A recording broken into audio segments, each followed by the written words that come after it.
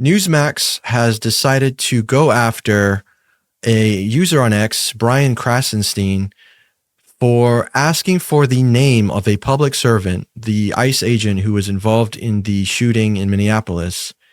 And there seems to be some confusion with the Newsmax anchor about what doxing actually is. Some 5-foot-tall internet troll is going to dox people like ICE agents, people like me. I mean, like, how's that going to play out?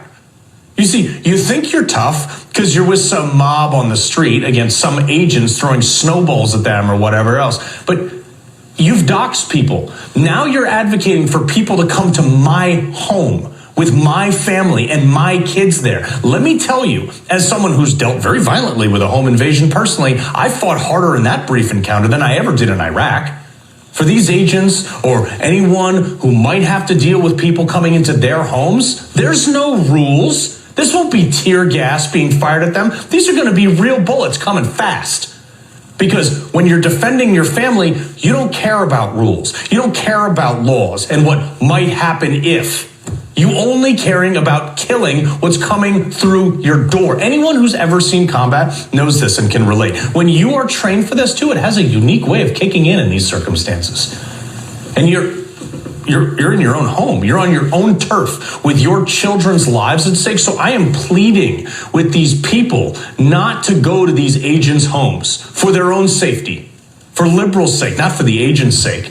Because if it was me, again, speaking from experience here, you think the mob's going to protect you? Ask the 4 kids who got free trips to the ER who broke into my house. A trained agent or officer or military guy, we're going to drop like 15 of you people before you even figure out what's going on. And I bet you're going to rethink showing up at an officer's house after you have a hole in your chest. You think these people, and honestly, people like me who are also a target, you think we're aggressive now? You think we're the... Wait till you threaten our families. You have no idea how hard we'll fight. There's no mercy or standard or remote version of humanity you will experience if you show up at my house and threaten my children. I'm not saying this to, start a fight. I'm pleading with you, libs. Stop it. Because that's the line. You keep up this rhetoric, there's going to be carnage, and not on our side. Somehow this went from asking for the name of a public servant to breaking into my house and threatening my family and children. I'm not sure what that unhinged rant was all about, but shortly after that was posted on X, Brian Krassenstein writes the following. Oh, and Carl Higbie, who just claimed in the video above how dangerous doxing is, just retweeted a video of my home. Newsmax, do you support this behavior? And here you can see a screenshot. Carl Higbie reposted a video that someone else posted of Brian Krassenstein's home, which is literally what doxing is. So the guy who accused Brian Krassenstein of doxing when all he did was ask for a name of a public servant actually doxed him by showing footage of his home and a video of where he lives, which is actual doxing. And Brian Krassenstein did end up releasing the name of the agent after it was broken by the Minnesota Star Tribune. They were the first to announce the name and release it. Brian Krassenstein wrote and said, reminded people to stay peaceful. Mike, what do you make of this whole ordeal between the anchor on Newsmax seeming to have a public breakdown live on air, confused about what doxing really is, firing at a user on X who's asking for the name of the agent just to be identified so there can be further investigations and whatnot, reminding people to stay peaceful when he does that. What do you make of all of this craziness that we just saw? Yeah, I mean, I think the words speak for themselves. Brian Krassenstein said, hey, here's his name, be peaceful. Meanwhile, Carl Higbie said on air, there's going to be carnage, but it's not going to be on our side. So he's making threats. And then he's also posting video of Krassenstein's house, which is pretty wild. So there's definitely some hypocrisy here. Hopefully Newsmax will act and punish Higbie for this because it is doxing. But we'll see what happens. I'm not holding my breath on that. But I do just want to point out two things from his very unhinged kind of rant, meltdown, whatever you want to call it. The very first thing is he seemed to have a case of personalization, which is where you kind of insert yourself into a situation that doesn't involve you. So he was talking about this ICE agent, people trying to get this ICE agent's name, but then he immediately says, people like me, and then talks about himself and his own home invasion and whatever, makes it all about himself. And this is very, very strange behavior, because I'm sure as a journalist for Newsmax, he's probably had people threaten to dox him. So he takes this personally. But the problem is number one, asking for the name of a public servant is different than asking for the name of somebody who works for a private company.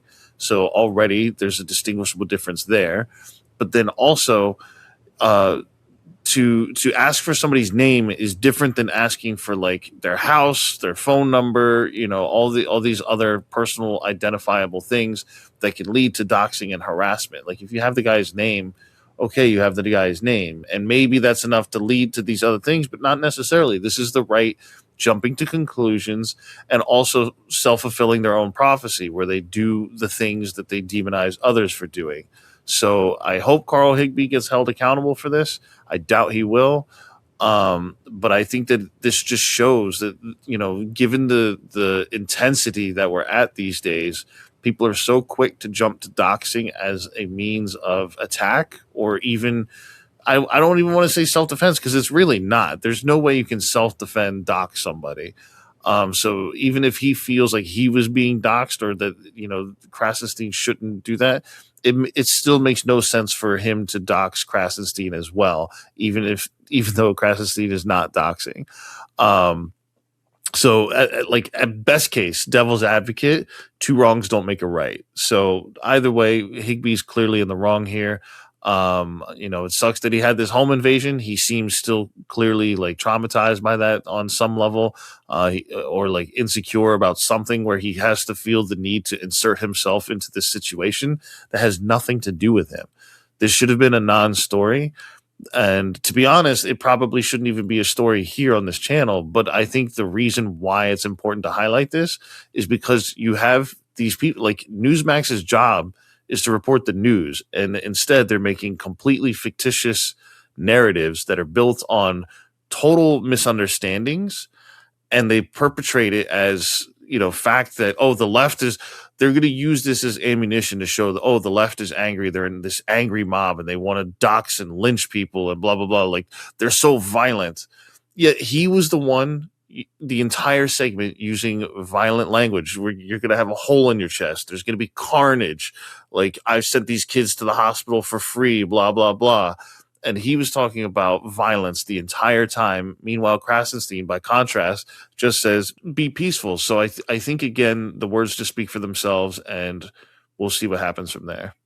You know, I'm seeing some parallels here. You know, the ICE agent, as we've learned, suffered from an incident a few months back in 2025, where he was dragged allegedly by a car and had to go to the hospital and get some stitches and whatnot, and was recovering, which JD Vance brought up as sort of an explanation for why he fired his gun, almost excusing the murder of the woman.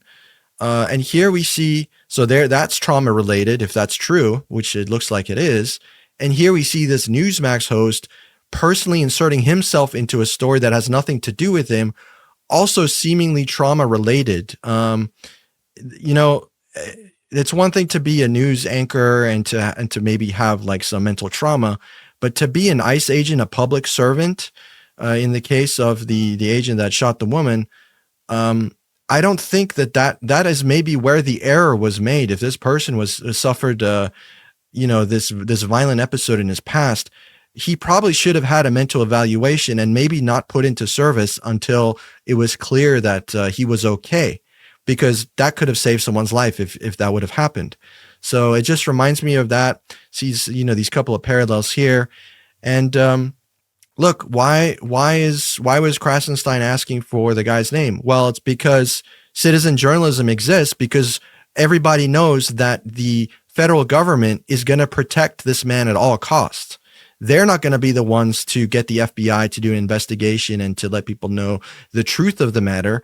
People have to ask questions because the federal government is not serving the people in this case. It is serving its own self-interest. So this is why Krassenstein asked for the name, which again was already reported by the Minnesota Star Tribune. And the other thing that the anchor mentioned was about Krassenstein was he's part of a mob that throws snowballs. First of all, Krassenstein was never involved in any incident of throwing snowballs. And that incident of the throwing of snowballs had nothing to do with this incident of the woman getting murdered. So again, he's like putting all of these different pieces together to drive this narrative that makes absolutely no sense.